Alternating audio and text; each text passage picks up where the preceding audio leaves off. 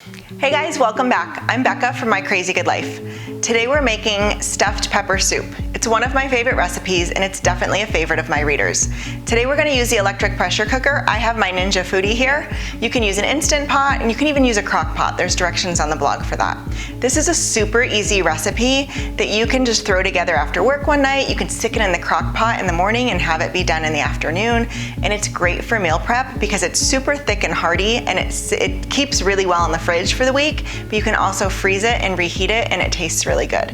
So I'm gonna go ahead and start the Foodie. So my new love is with the Foodie because it has the air crisp feature. We don't use that for this recipe, we're just using the pressure cooker feature.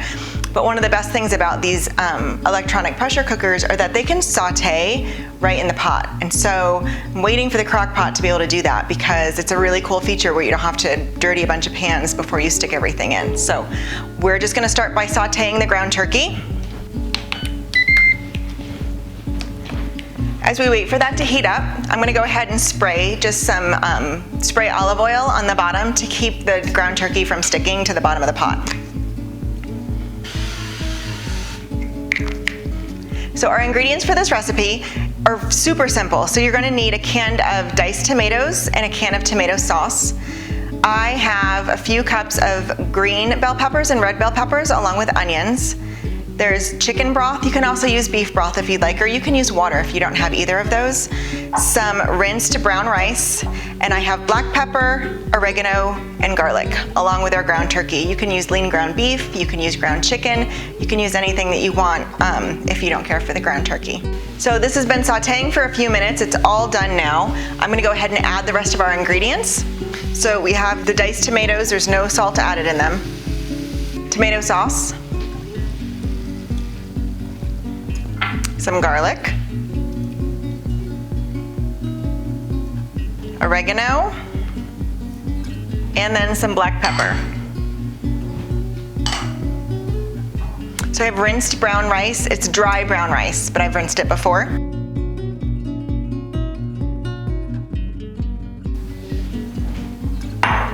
Our peppers and onions that are chopped. I'm just gonna show you real quick that they're decent sized chunks. And if you feel like they're not cooked enough, like if you want them super soft and you feel like they're not cooked enough, you can always add them back in for a couple minutes.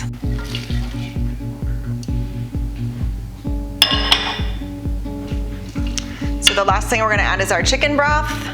And like I said before, you can use beef broth or water.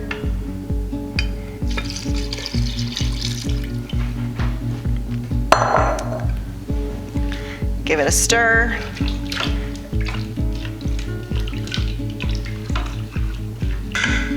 When you're done adding the ingredients, you're gonna give it a little bit of a stir and then put the lid on. Make sure that you set your valve to sealing.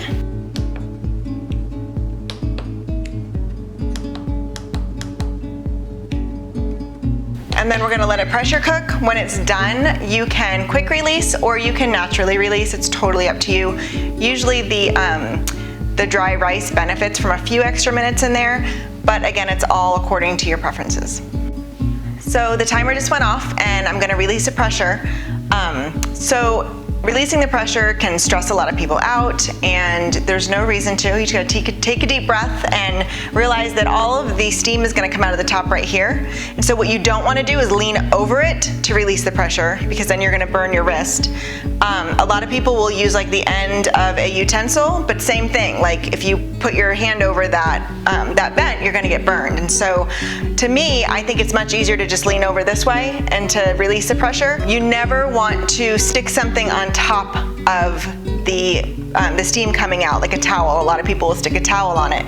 You don't want to do that because it's not allowing the pressure to release the way the appliance was meant to be, and you could have some issues. It could void your warranty. There's so many issues. So just let it go. Make sure it's not around your cabinets. You don't want it to go up into your cabinets, but I'm going to go ahead and release it now.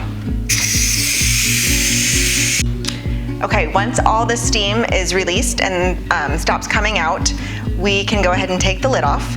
So it's pretty important to note here that if you're new to an electric pressure cooker, the lid will not come off unless the pressure is gone. And so there's no stress about those old, the old videos that we've all seen, or actually the old pictures that we've all seen about, the pressure cookers that blow up. And this is totally different. It's a completely different appliance. So if there's still pressure in it, it's just not gonna open. Right now there's no pressure in this, and so we're gonna open it and see what our soup looks like.